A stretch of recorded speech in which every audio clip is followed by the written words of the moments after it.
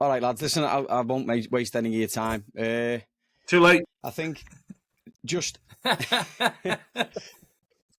who's that on the wall there, John? There's a golf picture there, and that's Terry Phelan's Ireland jersey from whenever they wore the orange jersey for one time. Yeah, he was kind enough decent. to pass it along. Signed. Nice. Well, did you know him, or was it just a case of bumping into him along the way? I've known him for a number of years. He came over here, he used to coach in this area, and got to meet him and got to talk with him. Really good guy. Great guy. Sounds, yeah. All right, nice one. What are you at today then? Are you, because you're out, and you finished for the season's finished? Oh yeah, I've had a bit of a nightmare yesterday. One of the kids got sun poisoning. It wasn't you, was it?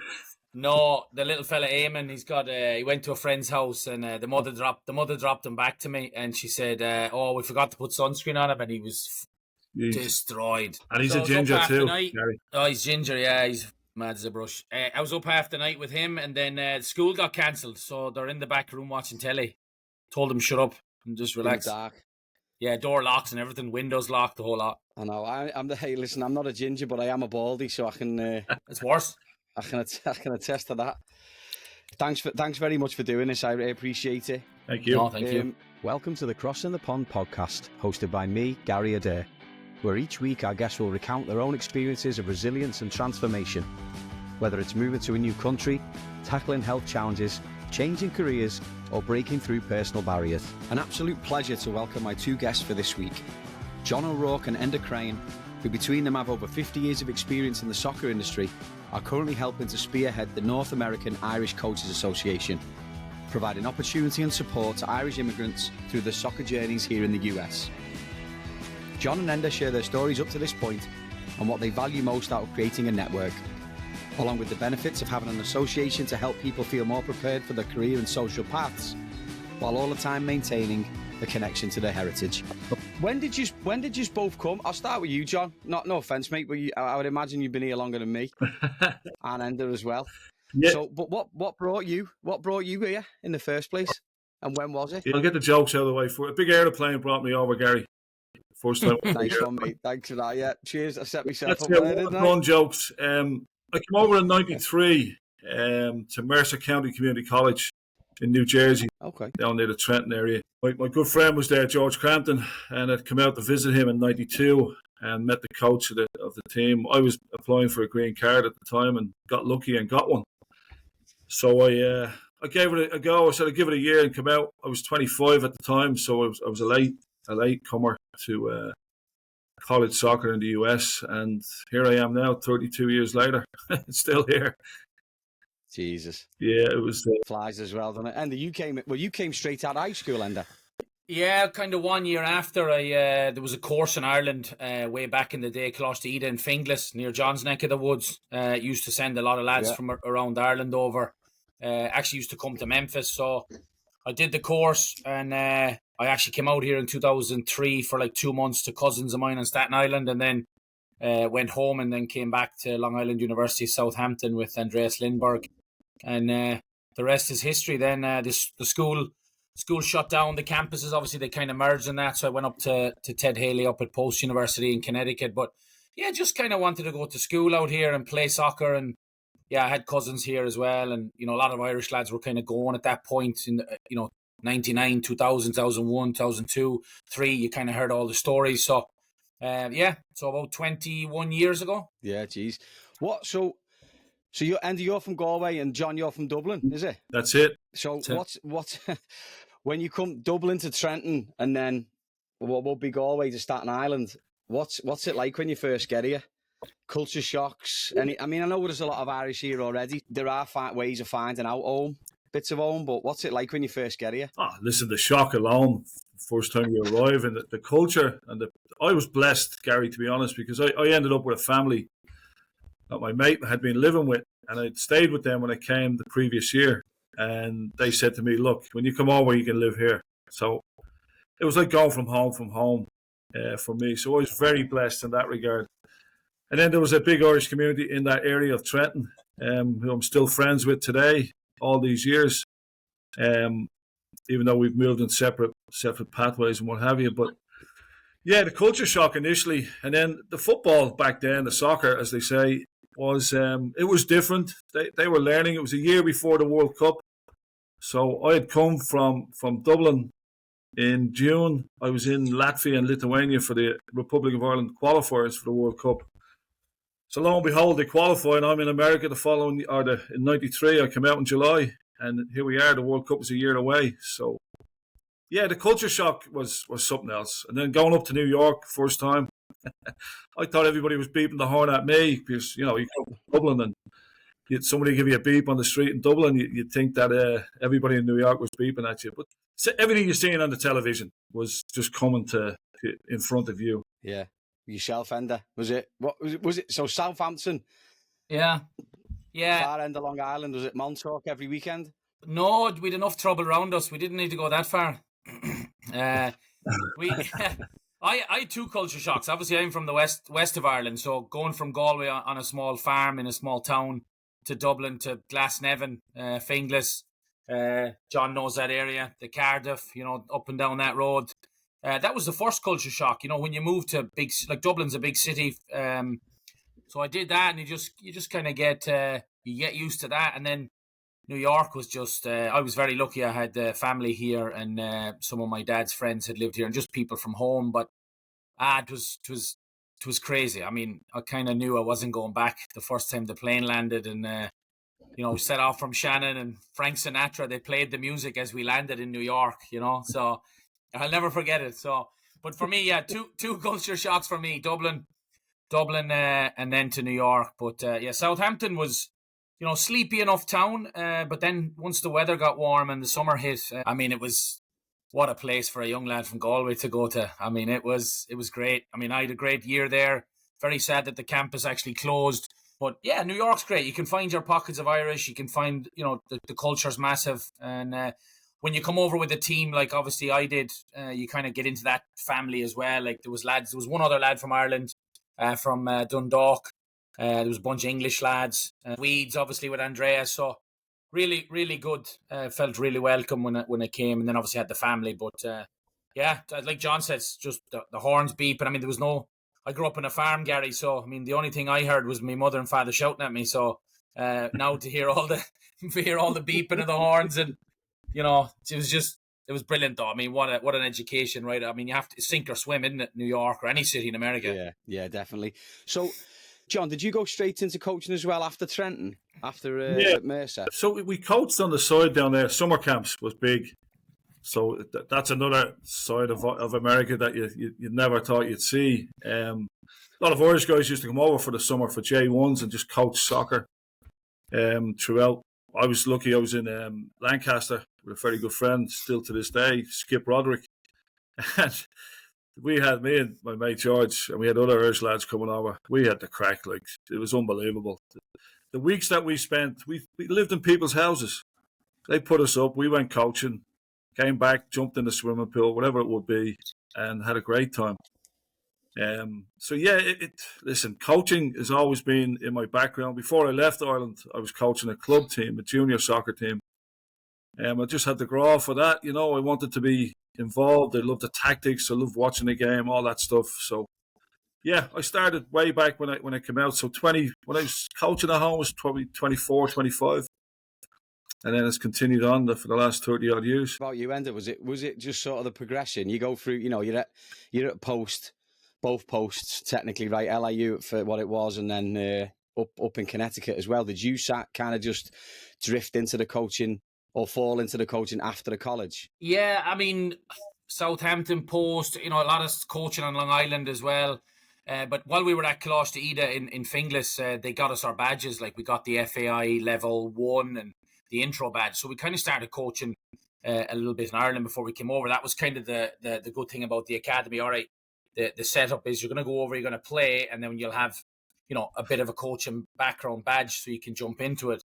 No, I mean, I never thought about it, to be honest, until I had an internship in college working for a company in actually a relocations company in Danbury, Connecticut. They worked with Walmart and Citibank and basically like relocated people around the world. And it was all English and Irish and Scottish in the office. And I worked there from January, my senior year, to May, and I remember just leaving the internship, and they offered me a H1B, and they said, we want to keep you, and of course Enda said no. I don't want to do this. I couldn't imagine sitting myself in a cubicle just all day, 9 to 5, and I was just, I'm still a bit, you kind of just, you're a goer, right? You just want to go and meet people and do things, and America has, you can do that here. I mean, some people probably thought I was mad not taking the visa and that, but I just had so much adventure in me. I was like, I can't do this. Like, so I just got connected then through people, and I forget how I ended up in Noga doing some coaching.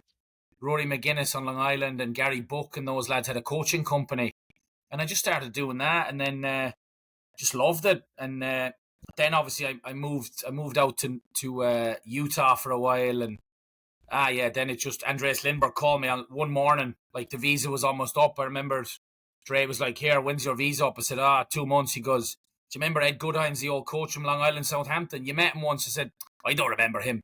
No chance, Dre.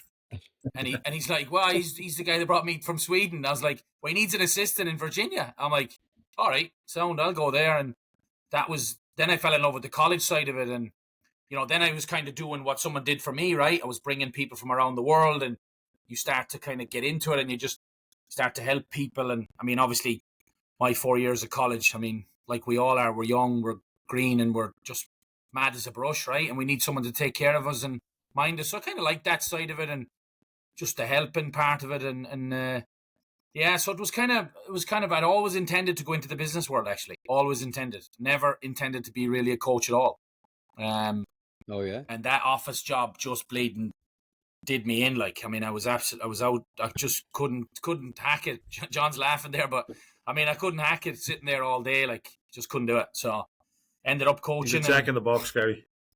Yeah, a bit of a, like, I'd never have guessed. Yeah, my I don't know, John, what was the saying for you growing up? But my mother used to say, you love the smell of petrol, because I was always gone, always on the road. So now he's gone quiet, Gary. He's great. He's talked so much, his microphone's given up on him. No, can you hear me now? But hey, so John, just while Enda figures his thing out, how did you sort of evolve into Quick Goal where you are now? Yeah, was that just something that came up along the way and you ran with that? So I moved from Frenton area up to Allentown, PA, which was a university up there called DeSales University. Yeah. My good mate is there. He's been there 27 years now. And I jumped in with him for a bit of coaching. I was working on the side. And then this opening came. It's funny how circles move. The guy I'd played summer ball with in Trenton was working at Quick Goal, Chris Goodrich. Great fella. I was down in the warehouse one day and he comes down and he said, what the hell are you doing here? I'm looking at him. I said, just killing time till summer's out.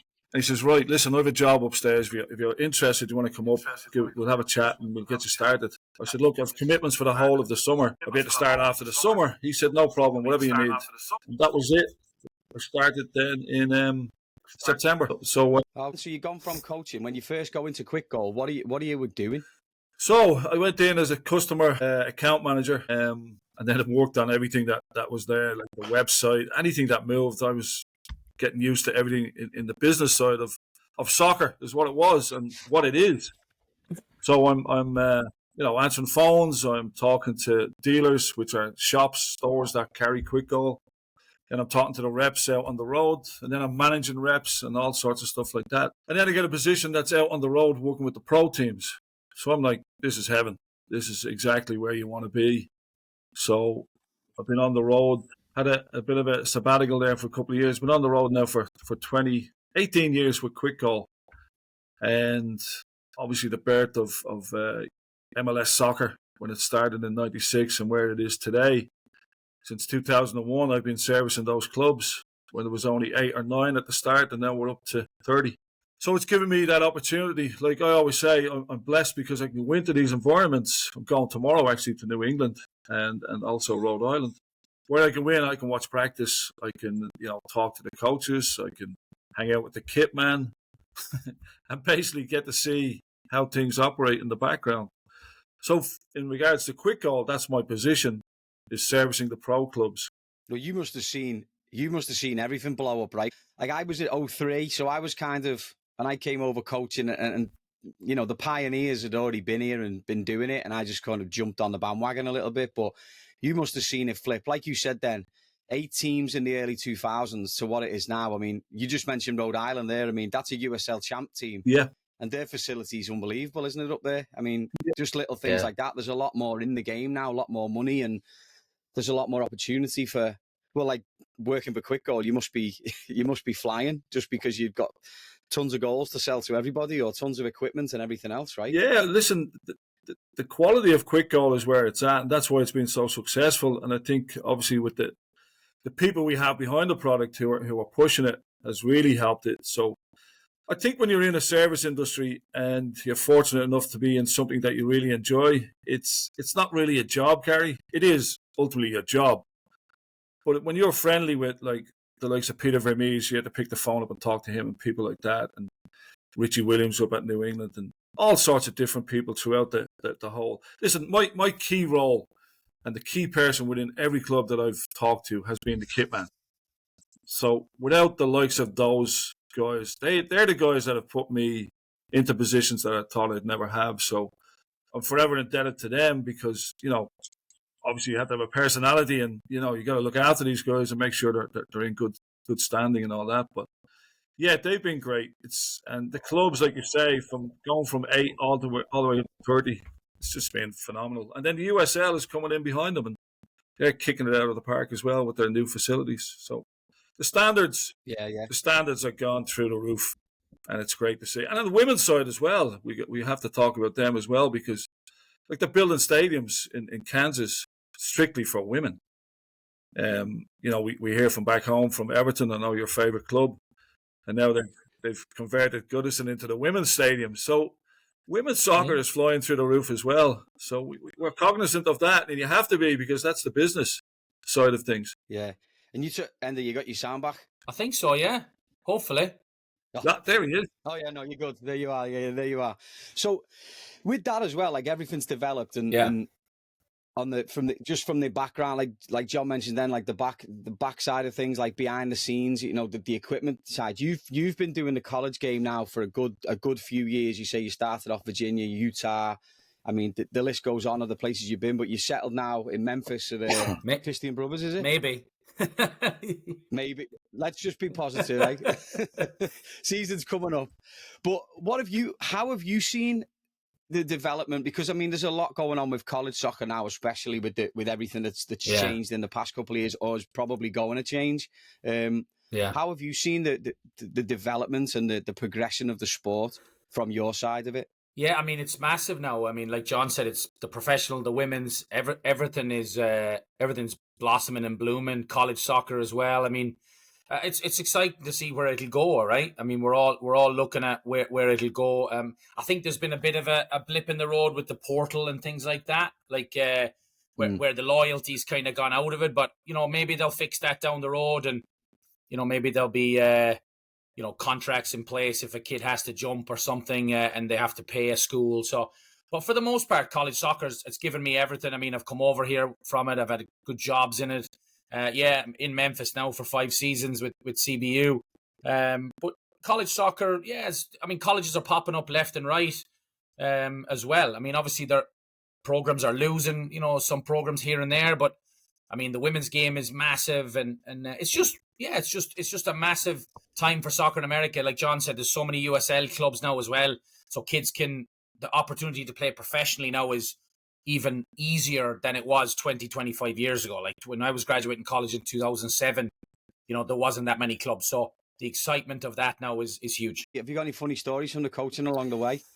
Just misunderstand. I mean, I'm sure there's an absolute bunker. We could probably do an extra episode of this, but is there anything along the way, mate? I mean, most of them after hour stories, they can't be told, Gary. You know yourself. It doesn't work like that. I mean, listen, it's afforded me like to travel to some of the best places in the world, like Rio de Janeiro and Japan, and I mean, being in Osaka or Sao Paulo, and I mean, I think I told you when you phoned me, like, I did a lot of traveling for a bunch of years when I was in a junior college, and I went all over the world. Like my mother used to say, "Where are you going this week?" Like just she was learning about the world through me, but not coaching per se stories. I mean, I've had like I think I told you I was in a bloody earthquake once in El Salvador. I mean, I remember sitting in the room. John, you'll know who this guy is. Dale Shilley, the academy director at St. Louis MLS club. And I remember we were flying home in the morning and the bloody room started bouncing, earthquake. And apparently just no nonsense down there. They don't just, that's an earthquake. Yeah, fair enough. I was absolutely breaking it, like pictures bouncing on the wall. I never went back to El Salvador. Most places I go back to, I never went back to El Salvador again. Just experiences like that where you're just flying all over the world and meeting different people. And there's loads of funny stories, but most of them involve alcohol off the pitch. And, but you get to do so much traveling. You get to change people's lives.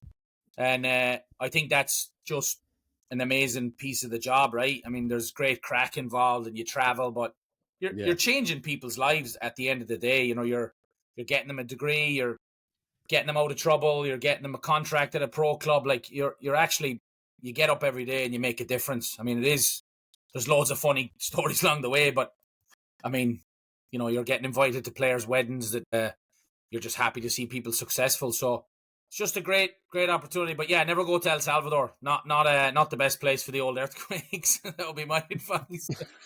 I remember telling my mother I was in an earthquake in El Salvador. She was absolutely mortified. Like just couldn't believe it. Could not believe it. Get home now. Yeah. Telling these stories to people back in Galway and even back in Dublin as well, like they must half the time they're like, he's having me on here. He's not. This is a load of shite. Yeah. What's being Irish done for you over here? Is it just? I mean, and I find the way as well, being from where we're from, is you sort of get yourself ahead a little bit because you are a certain way or a certain character or a certain mindset. Where like you're saying all these places, then come on, we'll just get on with it. It'll be all right. We'll go here.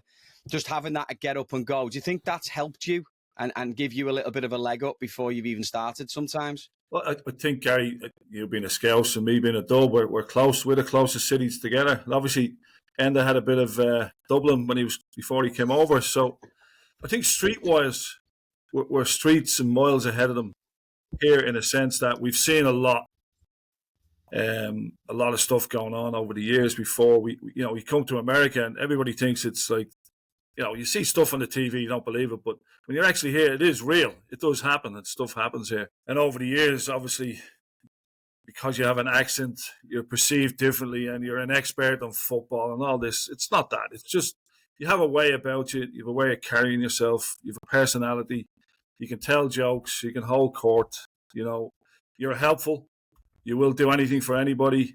You're not shy to, give back and all that stuff. So I think you endear yourself to people. And yeah, does your accent help? Absolutely. But don't take advantage of it to the point that it's you're making fun of it and all this stuff. It's useful if it's used properly. And if you're genuine, then you're going to go a long way. And I've been fortunate in that regard. Yeah, I think that's the thing, isn't it? Like, it's not so much the accent, it's the mindset and the way you conduct yourself, right, Enda? I mean, it's, I've known you briefly from a little bit. I know people that know you, and every single person says the same thing. And it's not a joke. It's like, you are a mile a minute, but it's in the best way possible, if that makes sense. Yeah.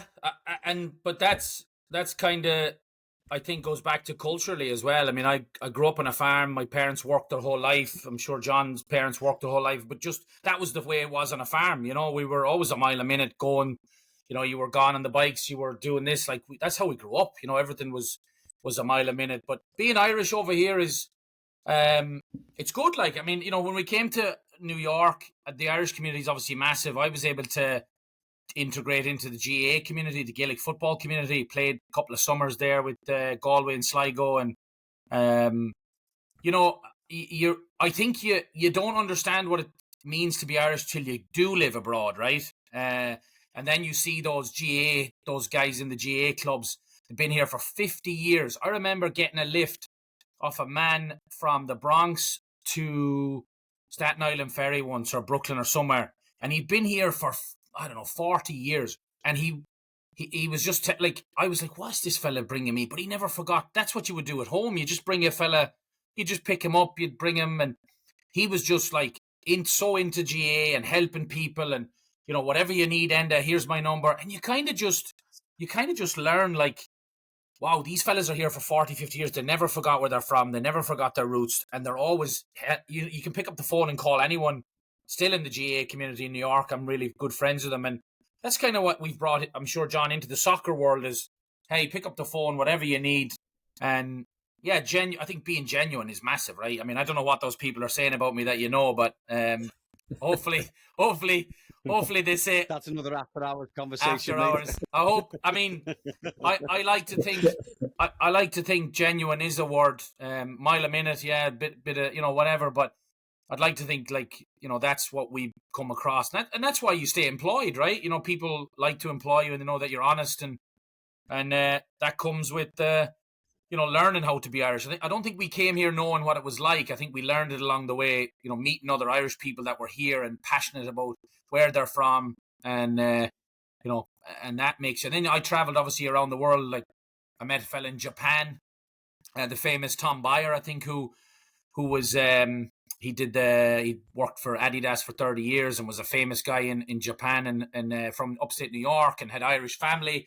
I was in Ecuador once. I met a fella from Dublin, and you just start to meet people from Ireland all over the world, and the same passionate bit about being Irish. Doesn't matter whether you're in America, Canada, Japan, if you're Irish American, in England, it really doesn't matter. It's great that you can have pride in where you're from, and obviously then pass it on. Obviously John's been here longer than me, so I learned from John, and then I'm hopefully getting people into different roles and helping as well. So, the old saying, you want to be remembered for, be a good person as well. So hopefully we are. And, I think that comes from the upbringing as well. And we know we get a slap from the mother around the ear, right, John? We all would, wouldn't we? Absolutely. It's funny that you say about the GAA. You can't go anywhere without seeing like a Mayo jersey anywhere in the world. I tell you now. Yeah. I'm sure there's one running around Memphis at some point. Actually, all the Irish pubs in Memphis are run by Mayo people. You couldn't. I'm telling you, unbelievable. You can't go anywhere without seeing a Mayo shirt anywhere. I'm a fella. They're still never going to win. No, they won't. A fella just retired here from coaching club soccer. He's from Mayo. His name's Johnny Cook, and when I first came to Memphis, like you'd be walking across the field going coaching club or taking my children to a match, and all you'd hear is up Mayo, going across the field. This man he just retired like 35 years coaching club soccer. Unbelievable. That's mental, isn't it? I can't say anything, mate. I was at the final. I went to the final last year when you couldn't get it done. Stop.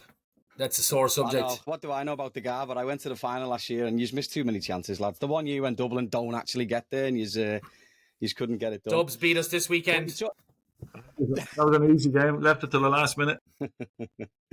They're like Man United, Dublin. Man United in the 90s. It kills me. They always find a way to win. Can't say that, Gary. Take that back. I know I've done about half an hour's worth of small talk there, lads, but one of the big reasons I wanted to get you on is you're involved heavily in the North American Irish Coaches Association. Was it like the kind of things that you've just been talking about then, giving back and just making people feel like they had a little bit of a link while they're over here? Was that what sparked the idea to get it going? So I think it goes back about 15 years, Gary, maybe even longer, with Dave Clark and myself. And we were over here. Dave's been here longer than me even. He came over with a good friend of ours, Desi McAleenan, who unfortunately has passed away. Desi was a great fella. But we always felt like Desi was one of the top goalkeeping coaches in the country. And he was from Dublin, from my area, and he played with my club back there. And Dave was good friends with him. Dave played with him. He was his best man, Dave's best man. So they got talking. Then Desi wasn't one for, like, everybody knew him, but he wasn't one for admin and stuff like that. So he said, look, I'll help whatever way I can. So Dave grabbed the bull by the horns, called me, and off we went. And we said, right.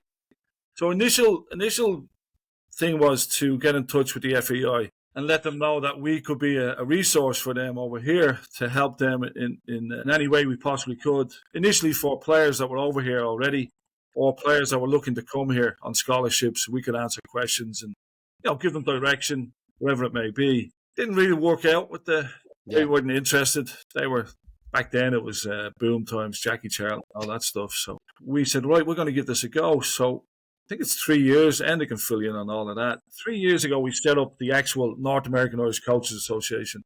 And our goal was, like you said, Gary, to help existing coaches in this area and give them somewhere a voice where they could, if they needed help or they were looking for a new job or looking for advice or going to a different college that maybe somebody we knew was there, we could help them and connect them with that certain person. So it turns out that we've people from Seattle to Miami and from Canada all the way down to San Diego. And the Irish just crisscross the whole country. So if you take a step back and you say to yourself, right, if there's so many Irish in North America, they claim there's over 40 million. Obviously, we don't know them all, but the fellas that are into soccer, which becomes a smaller community, we can connect the FAI with every single entity of Irish in this big country that we have. And we've started to identify players and identify younger players. So yeah, in a nutshell, what our role was, or what we wanted to achieve, was have an identity that would allow, like people, Irish, it can be English, doesn't matter, we'd help anybody. But we want primarily to say, listen, here's a voice for you here. If you need anything, give us a shout, we can connect you. And it's worked. Like we've guys calling us all the time. Hey, do you know this guy here? Do you know that guy? And it's brilliant when you can connect somebody. Because everybody's not the same. Some people are standoffish and they're afraid to make that call or make their introduction. So we just get their number or their email and just connect them. We become official now. We're 501c3 non-profit. Brian Roberts does a great job with that. He's all over the admin and that, and the rest of the board members do their thing. But Enda, you can jump in there and fill in the. Yeah. So that's it in a nutshell. John and Dave there were firing away at it for years, and COVID happened, Gary. And everyone was kind of sitting in their house, and a couple other Irish lads were talking about wouldn't it be great to have some sort of Irish thing, and I forget, somebody said Dave Clark or John O'Rourke or something. I just, again, being me, I don't know, John, someone connected me to you, or I just emailed you and said, here, give us a phone call. Let's go. Our first podcast during COVID was Martin O'Neill. Obviously, we started high, a friend of mine from Dublin, Donna Reardon, actually had his number, and we just texted him and emailed him, and he jumped on a podcast. I mean, it was unbelievable. So that probably launched us, but it was, again, just being really forward, just Don gives Martin O'Neill's number there, like, what? Yeah. All right, Marty. Marty, how are you? All right, Marty, what's the crack? And we just kind of went for it then, and it kind of developed into a podcast thing at the start, and I guess COVID we all had a lot of time to think about it, and again, the GA mentality, the parish mentality at home, and I always felt just growing up playing GA and everything in the US. I played GA in Charlotte as well. My wife and I played GA in Charlotte. That's another podcast. Some of them summers and games. But I always wanted to bring that into the soccer community, like how everybody, like if you land in Boston or San Francisco or Charlotte or wherever, even Memphis or Nashville now, you get a hold of the GA community, they'll get you whatever you need. So this was really exciting to me that two fellas had had the same mentality, but now we tried to formalize it. And then, John said, fast forward, we're legit 501c3, scouting, some podcasts. The scouting has gone pretty well. We've had, we have a big database of players now working with the ECNL, their heritage project. So basically, every Irish eligible kid or Northern Ireland comes to us. We had a lad in the home base 19 squad there a while ago. There's a girl probably going to get called into Northern Ireland as well. And then we have several that have gone, one or two gone to National Academy in Ireland under 14s, and a load more on the list. So just kind of getting it all formalised. But it's an amazing thing, John, Gary. I'm sure when you came over to the US, or I did, if there was a North American Irish Coaches Association, there's a meet-up once a year at the convention, you'd be all over it. Like, it would be so easy to navigate this country. And that's how I felt, Gary, in the GA community. It was so easy. Like, I remember my old man when I got to New York. Did you call Mike Craven? Did you call Ollie Flynn? Like, these were fellas that we knew from home, or I didn't know, but it was that easy. Ollie, need a job. Oh, you play Gaelic football? Done. Boom. You're straight into an apartment building in the Upper East Side, wearing a suit, ordering taxis for rich people. I mean, it was that easy. And how could we bring that together in the soccer community? And a great story there a year or two ago, and he works with John now. Sorry, John. A young lad from Derry. So I was playing against him, and never met the man. Never met him. Just he was playing against me. He was an absolute nightmare to play against. Mouth, a bigger mouth than anyone I've ever seen. And but he came up to me after the match, and he's like, "Here, any way you can help me? I'm graduating in May. Do you know anyone?" And I said, give us a call or something in a few weeks, season be over.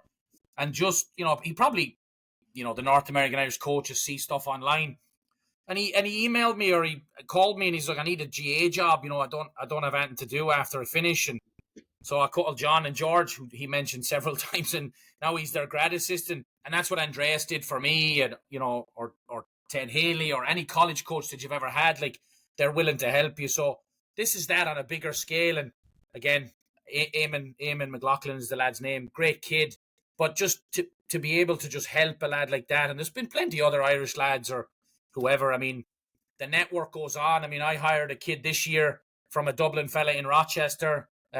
He's a Geordie lad. So it's just binding the whole country together in the Irish community, or anyone that needs a bit of help. So obviously great fun along the way, which has to happen. But I think that the core, the mission, and what the organization is about is fantastic, and I wish it was here 21 years ago when I got off that plane in JFK. Yeah, no, it's funny, like the conversations, even like when we play against teams now and lads in similar positions where they say the same thing, like, do you know anybody? Just having that little bit of something where you can reach out and get the ball rolling. I mean, listen, like you said, John, you got to put yourself, once you're in the room, you've got to do the job. Yeah. But getting you in the room sometimes is the hardest thing, and stuff like this is great. I mean, you've got over 300 members now. Yeah. Is that right? Give or take? Give or take. I think, like, at the beginning, like, the FAI basically patched you because, there's a lot of other things going on. But was there a moment there, you say COVID kind of kicked things up a notch, but was there a moment there where you're like, oh, you know what, this might actually take off here? Like, maybe the FAI start to take notice of it. You're talking about scouting now. You're talking about putting people in programs and getting people on the international scene as well. Like, yeah. Was there a point where it really started to kick up? Well, I think it'd be a miss for us not to mention Niall O'Regan, who's with the FAI Coaching Education Department. This guy has been a great proponent of what we're doing and has supported us wholeheartedly throughout the process. And he's got us to places where we really shouldn't have got to, in a sense. Would have got to, but he got us there quicker. But he's been great over the years, and he's come to our events. We brought him over to Chicago recently at the Coaches Show. So without his help, we wouldn't actually be where we are. He sees the value of it. He understands it. Niall Quinn, another Irish legend, he's been fantastic for us. Like, Niall's gone out of his way to help us and promote us and get us people and get us contacts and, telling us the ins and outs of the FAI, how it works. We had discussions with Mark Canham. We have discussions with the current hierarchy there now at the moment. So we knew there's legs within it. We're trying to get them to understand that this is America, and there's a massive commercial end to this market that they're not utilizing and understanding. And all it would take for them is to bring in a couple of players. We've already identified them. We lost one already, Jack McGlynn, who's with Houston, was with Philadelphia. In fairness, Stephen Kenny was over. We had him down at the Union. He asked the kid to play. He was still interested. New manager comes in. He's been on to him. And he went because obviously Pochettino was the manager of US currently, and he capped them in the Nations League, which that's the end of him. But there's two other players that are up. If they bring them in and have a look at them and then make a decision on them, what they've done is expose the North American market Now it gets eyes, and now our job is up and running, and hopefully that will happen. We're confident it will happen. It's just been a slow burner, to be honest. Yeah. What's been one of the most rewarding stories so far out of it? Wow. I mean, you talk about lads getting, you talk about connecting lads with jobs, and you talk about, has there been like a person, who's got hold of the association for whatever reason, I don't know, and he lives in the middle of nowhere and he's got no contact with anybody. Is there anybody like that who you've been able to kind of reel in and give them just a little bit of more of a link because of what you're doing? Eamon McLaughlin. Yeah, Eamon would be one. Eamon's a good lad. There's more though. There's Dara Boyle was there when he started out. Yeah. He's going through the motions now and everything else. He's in Arizona. He's a good lad. There's several, Gary. I'm not going to go through a whole list, but to highlight, that's probably two. But you get phone calls and young lads will be calling you for advice. And what do you think it is? And not only just advice on the football side of things, but on life in general. And what's the next move for me? Do you think this makes sense? That, for me, is fulfilling. I'm sure it is for Enda too. To feel that you're respected in one sense, but you're also, an ear for them to run something by you, and you can give them your feedback and say, look, here's what I did, here's what worked for me. Or if I had to do it all over again, I would do this, So I think that without identifying 5 or 6, I would say there's been a good few lads that have contacted us. And girls as well. One girl went back home to play for Treaty United, and I texted her a couple of weeks ago. She's doing fantastic, having a great time. She was so delighted to get it to say how she was doing. So it doesn't just work for the people that are here; it's also the people who go back and return to the League of Ireland or the Women's League or wherever they end up, junior football, whatever it may be.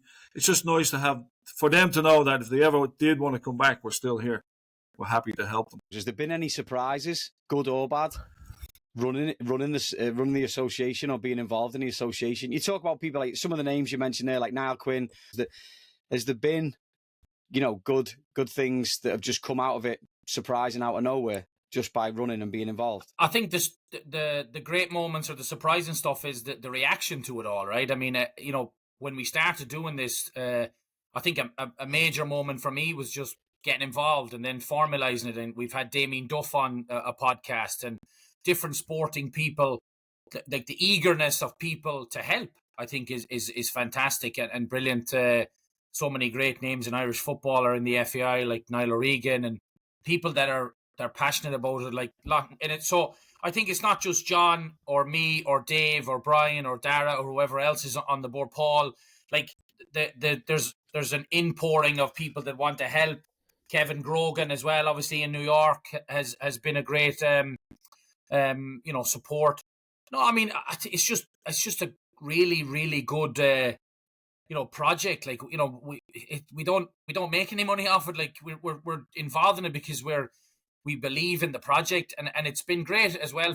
We see the other associations now pop up, the English one, the Welsh one, the Scottish one. So maybe maybe that's been a driving force for other nations to start theirs.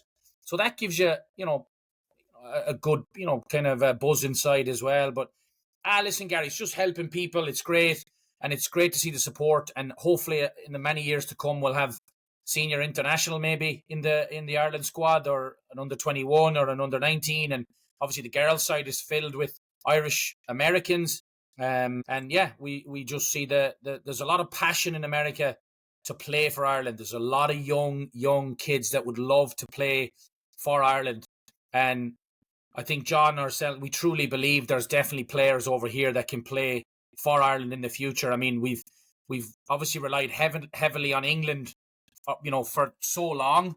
And I think innovation is coming in football, and Ireland is starting to go that way with Brexit, and kids are going to Italy younger. So again, why not American kids? Why not?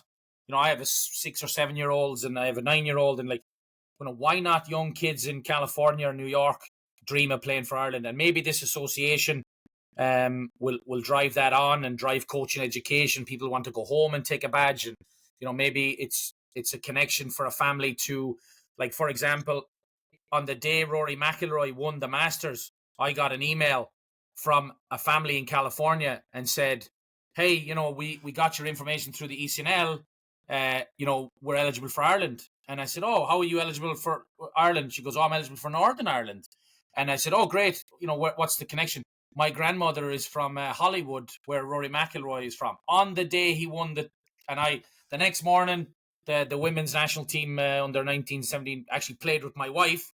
I just called her up, and she's like, Enda, this is magic. Like, this is so good. Like, so, you bring happiness to families and national teams, and both the IFA and the FAI have been really receptive in different areas for this. So, again, just massively privileged to be involved in this project, Gary. Just real quick, Gary, as well. Like Sean Paul Murray at the Irish Football Association has been fantastic too. And we have a course in Florida next month. Still looking for numbers to get that running. It's an international C license. So he's been very diligent working with US Soccer in allowing the course to go ahead. He didn't want to cross any lines or do a course without their blessing. And it's not a UEFA course; it's a pathway to UEFA course. So he's been great with us as well. And our sponsors, the guys that come in when we needed them, like they paid for flights, they paid for like socials, which are not cheap for Irish people, as we know.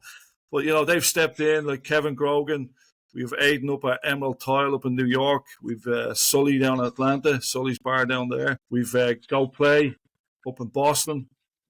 Darren and Brian up there, those lads have been fantastic. And then O'Neill's North America with Philip Murphy. So, a lot of other people donating money on the side as well. So we've been very fortunate with them, and that's helped us as well. Yeah, that makes a big difference as well. Do you think that as well? Like, and this is not leading into the other question. I mean, having that link now to the C license or the pathway to the UEFA licenses, do you think that's an enticing thing? Because I've seen it with the Welsh one, but now you've got that with the Irish FA or the FAI or IFA. Yeah.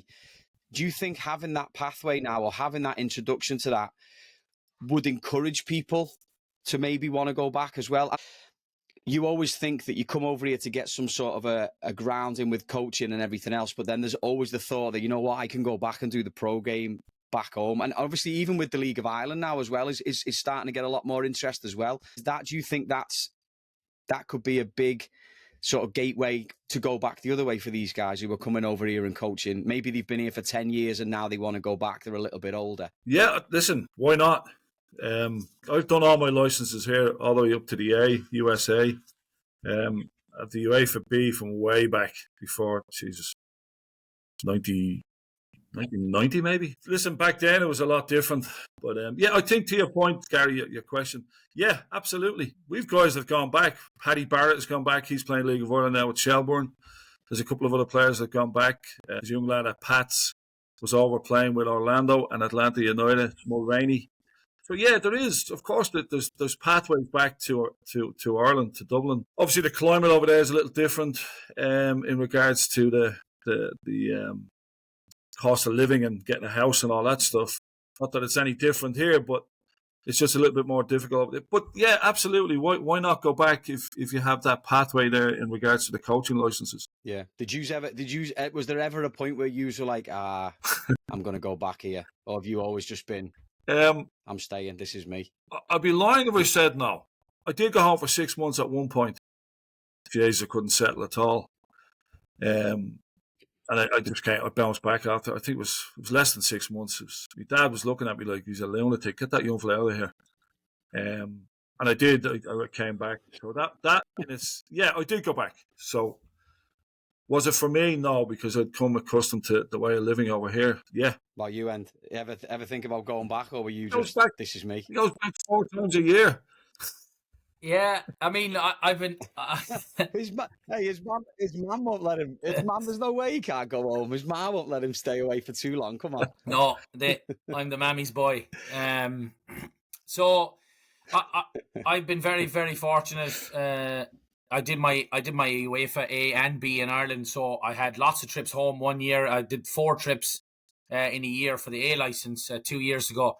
The mammy was like, bloody heck, 4 trips a year home. and I brought a friend, a lad to stay in the back room. So she was feeding us all. But like John said, you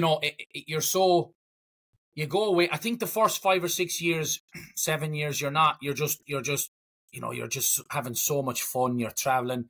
I think the last couple of years, you get later in life, you have children. I want them to go home as much. I mean, I'm going home again Thursday. John's right. I mean, I am off home again on Thursday. But there was a period when I, you wouldn't have to grow for home at all. You were just kind of, whatever. But now, like, your family get older, your parents get older, your kids are growing up and they're asking about, go and see granny and granddad. And then you're like, all right, what's money then at that point? You just, here, take it, Aer Lingus, we're off again. So it doesn't, I wouldn't say I wouldn't live at home, Gary, but the employment piece would be tough, right? What do you do? I mean, I can't just, go home and live in the farm. But I think, like, I have a good friend in New York, Michael Craven. He's been here for 45, 50, I mean, a long, long time.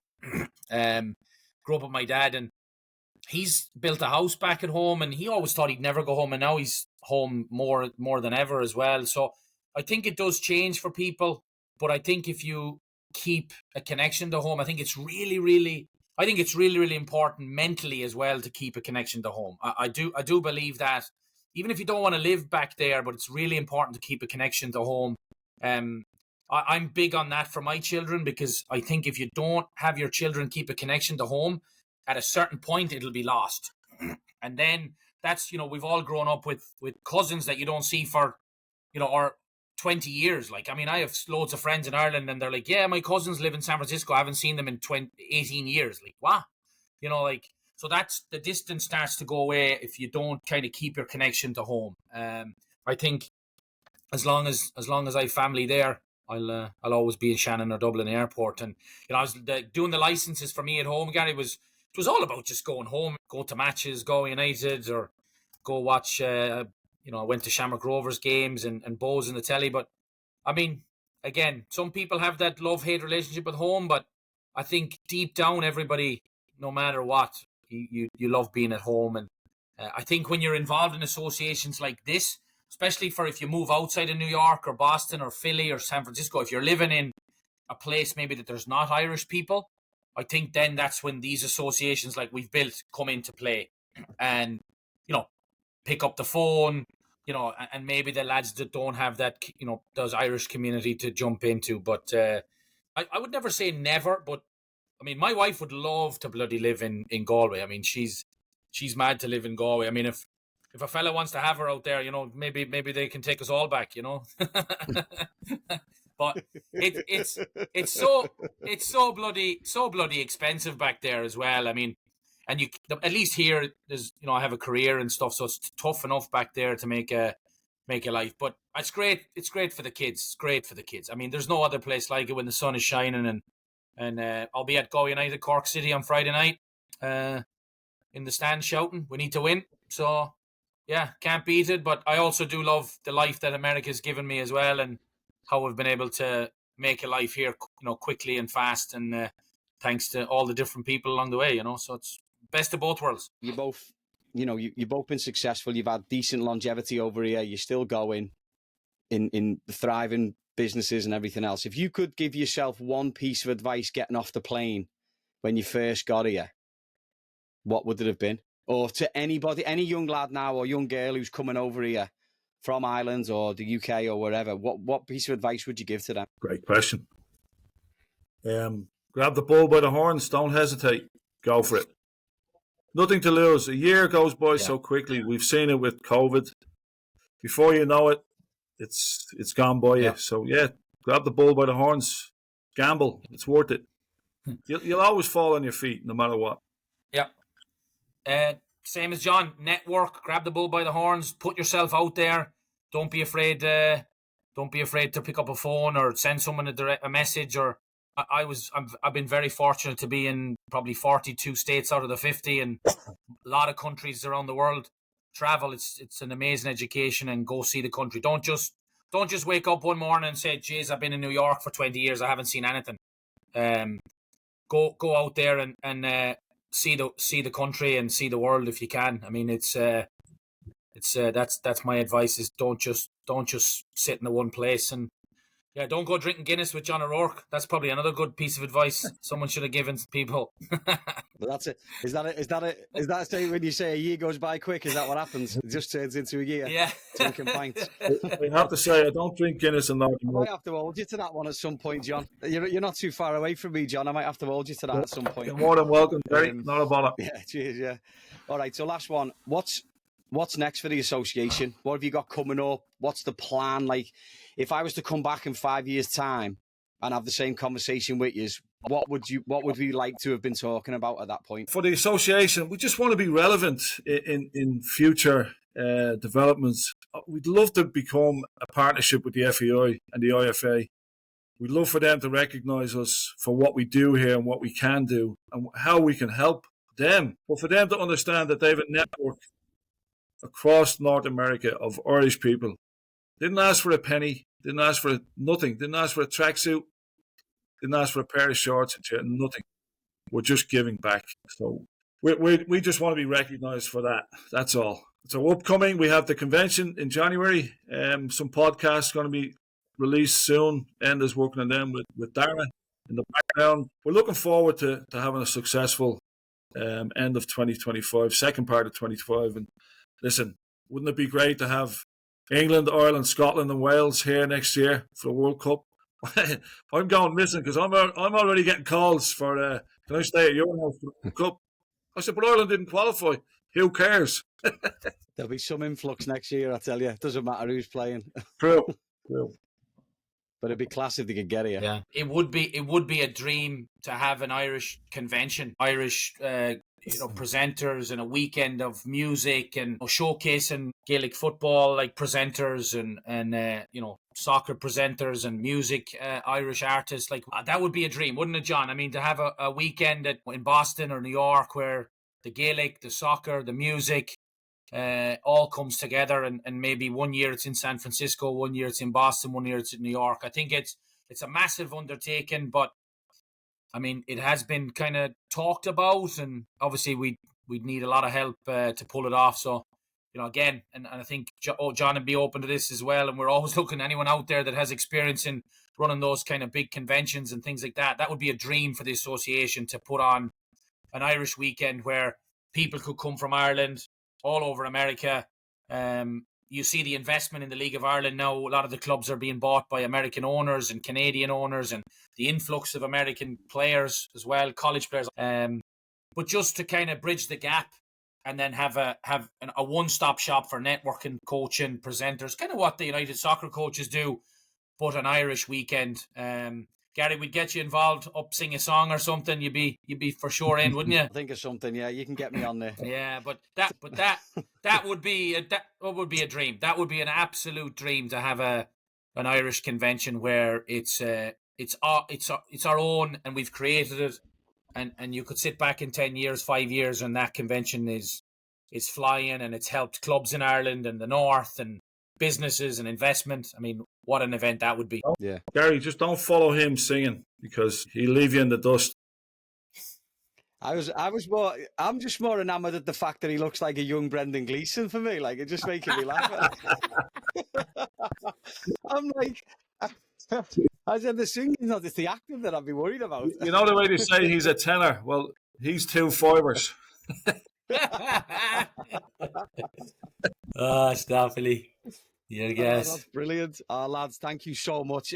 That's been class this morning. I appreciate the time. I hope, I'll push this out everywhere I can, and I hope you can as well. And maybe it gets the membership up a little bit, and it gets the word out there.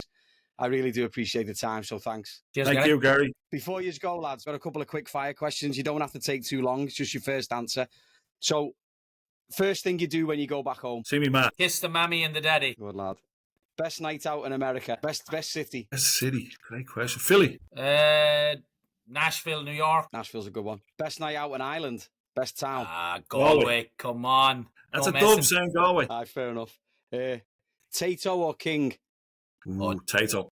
Tato. Ooh. Interesting. Controversial, that, you know. Oh, yeah. Some people will get after me for that one. Yeah. One thing you have to bring back in your suitcase. This is bad. Yeah. Bring back from Ireland, or when I'm coming back here? It's up to you. Okay. For me, it has to be brown sauce. I have to bring brown sauce back. Right. I'm still coming back from Ireland. That's different, yeah. Chocolate. My mother bakes lovely bread. So she always puts a couple of cakes in tin foil in the suitcases, the lads or the wives, and they go in the bag. Immigration haven't found them yet. No.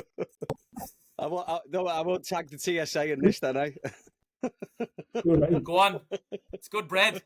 All right, and then the last one. Give it the your 2 fivers. What are you singing on the karaoke?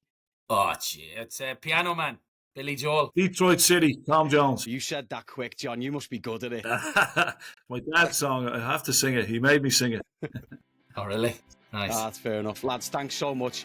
I really appreciate the time, lads. It's been class, and I wish you all the best with everything. Likewise, Gary. Doing great work there. Thank you. Yeah, cheers, Gary. Thanks for the support. Thanks for listening to today's episode. If you or someone you know has a story to share, we'd love to hear from you. Reach out to us via our socials or visit www.crossingthepondpodcast.com to get in touch. Please be sure to subscribe, like, or leave a comment if you can. Thanks so much for listening, and we'll see you next time. Across Pond Podcasting.